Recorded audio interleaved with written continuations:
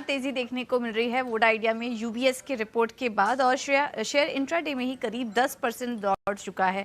UBS ने भी जो रेटिंग है वो न्यूट्रल से बढ़ाकर खरीदारी की दी है और लक्ष्य भी 13 रुपए से बढ़ाकर 18 रुपए का कर दिया, यानी कि मौजूदा स्तर से करीब 70 से 80% की तेजी देखने को मिल सकती है। अब यूबीएस की रिपोर्ट में क्या कुछ कॉमेंट्री आई है, उनका कहना है कि एजीआर बकाये के भुगतान में 50% छूट की उम्मीद है। एससी सुप्रीम कोर्ट से एजीआर बकाये में राहत या इक्विटी में कन्वर्जन संभव है। एजीआर से पूरी तरह राहत मिली तो लक्ष्य 2400 का कर देंगे, 24 का कर देंगे और सरकार से बकाये को लेकर मॉरिटोरियम की भी उम्मीद है। अगले 1 से 2 साल में टेलीकॉम टैरिफ में 15 से 20% बढ़त भी संभव है और इसके अलावा सरकार ये भी चाहती है कि टेलीकॉम स्पेस में 3 बड़ी निजी कंपनियां ही रहें।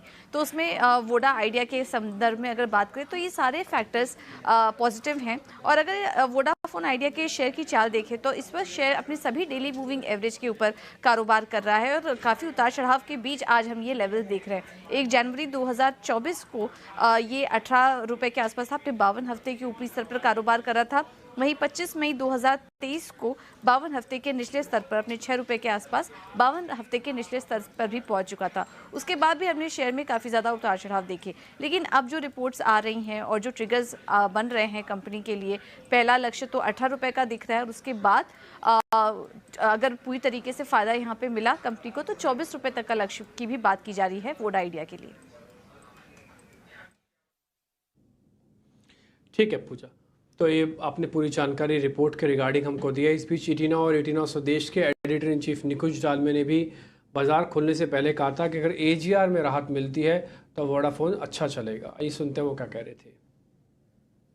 वोडाफोन में डेट था, सबको लगता था भाई इस कंपनी में डेट इतना ज़्यादा है कि वह बैलेंस शीट ही उसकी इतना डेट नहीं झेल पाएगी, वो कंपनी कोलैप्स कर जाएगी। ऐसा नहीं हुआ।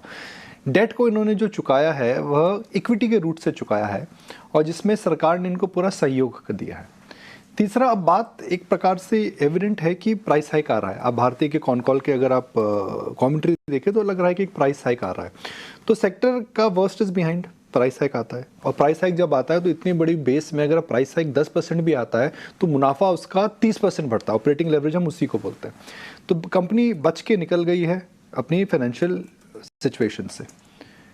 डेट की प्रॉब्लम नहीं है, कैश आ चुका है और प्राइस हाइक आ रहा है। मगर इसमें एक और इवेंट हो सकता है कि वो एजीआर है। अगर मैं एक सिंपल शब्द में बोलूँ, सरकार ने इसको जब एजीआर रूट के थ्रू बेल आउट करा था कोविड के बाद, सरकार क्या उसको एजीआर के अंदर राहत देगी। अगर एजीआर में राहत मिलती है, जो हो सकता है मिले, तो स्टॉक के अंदर एक बड़ा मूव आ सकता है।